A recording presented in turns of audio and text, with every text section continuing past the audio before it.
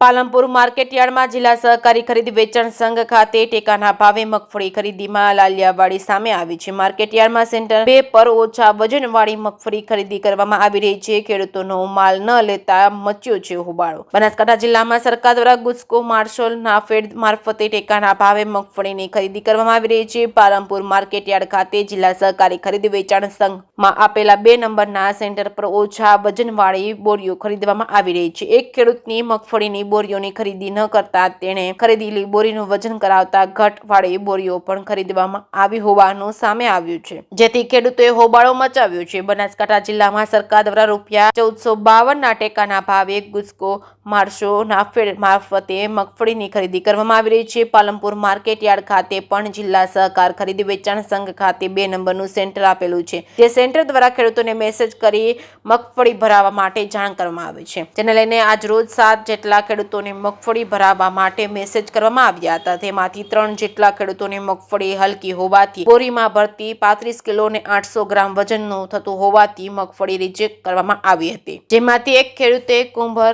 મેર ગામના કાંતિભાઈ હરિભાઈ પટેલ પણ પોતાની મગફળી ટેકાના ભાવે ભરવા માટે આવ્યા હતા, જેમની મગફળીનું વજન કરતા તેમની બોરીનું વજન નિયત વજન કરતા ઓછું હતું, જેથી મગફળી લેવામાં નહીં આવે તેવું સેન્ટરના સંચાલકે જણાવ્યું હતું। ત્યારબાદ તે ખેડૂત દ્વારા પોતાની મગફળી ખરીદવા માટે હાજીજી કરી હતી, પરંતુ તેમના દ્વારા ઓછા વજનવાળી મગફળી નથી ખરીદવામાં આવતી તેવું તેમને જણાવવામાં આવ્યું હતું, જેને લઈને ખેડૂતે સેન્ટર પર ખરીદી કરેલી મગફળીની બોરીનું વજન કરતા તે બોરીઓનો ઘટવાળી હોવાનું સામે આવ્યું છે, જેથી સેન્ટર ઓછા વજનવાળી બોરીઓ પણ ખરીદતા હોવાનું સામે આવતા ખેડૂત દ્વારા નાફેડના અધિકારીઓને બોલાવી તેમની સામે ખરીદેલી બોરીનું વજન કરી બતાવ્યું હતું, જેથી નાફેડના અધિકારીઓ દ્વારા આ બાબતે ઉચ્ચ કક્ષાએ જાણ કરી સેન્ટર બંધ કરવામાં આવશે તેમ જાહેરમાં જણાવ્યું હતું।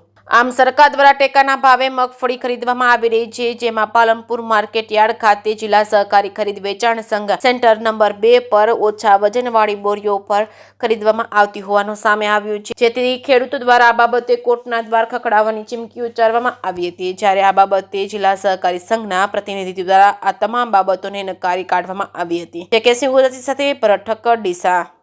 આજે હું બનાસકાંઠા જિલ્લા ખરીદ વેચાણ સંઘ ખાતે મારી મગફળી લઈ અને હું સેન્ટર નંબર 2 પર આવેલો। ત્યાંના જવાબદાર અધિકારીને મેં મારી મગફળી ઉતારવા માટેનું કીધેલું, જેઓએ મને એવું કીધેલું કે તમારી મગફળીનો વજન ઓછો છે, જેથી કરીને તમારી મગફળી લેવામાં નહીં આવે। ત્યારબાદ મેં મારા જાણીતા અધિકારી અને મીડિયા મિત્રને વાત કરી। મીડિયા મિત્ર આવી અને તપાસ કરતાં જે જીએનએફસીનો માલ જે તોળાયેલો છે એનું વજન જોતો અમને વજન 32 કિલો 33 કિલો અનગઢ વજન લાગ્યું છે, અને એ જે એને મીડિયાની અંદર અને એના વિડીયોગ્રાફી અમારી જોડે છે।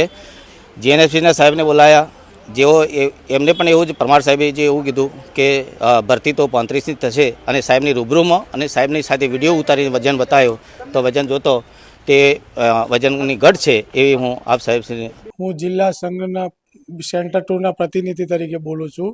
રોજનો ખેડૂતોની મગફળીની ખરીદી શાંતિ રીતે ચાલે છે, પણ આજે એક ભાઈ ખેડૂત મગફળી લઈને આવ્યા હતા, તેમનો ઉતારો બેહતો નહોતો, એમની ભરતી થતી હતી 31, તેના કારણે એમની માલ એમનો રિજેક્ટ કરેલ છે। એમને સરકારશ્રીના ગાઈડલાઈન મુજબ 35,800ની ભરતી થવી જોઈએ, 140ના ઉતારા મુજબ થવી જોઈએ, પણ થતી ન હતી, તેના લીધે મારા ઉપર આક્ષેપબાજી કરતા હતા।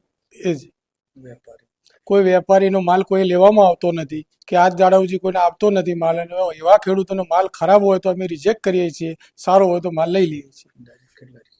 અંદાજે અમે 10 થી 15 ખેડૂતોને જો ખરાબ માલ હોય, ભરતી ન થતી હોય તો અમે માલ રિજેક્ટ કરીએ છીએ। સરકાર પૂરો ભાવ આપે છે, 1452 રૂપિયા સરકાર પૂરો ભાવ આવે છે, તો ભાઈ કોઈ તકલીફ છે જ નહીં। ખોટા આક્ષેપો કરે છે અમુક, પણ અમે બોલતા નથી। એવા મારું નામ જુવા દિનેશ ભાઈ રામજીભાઈ।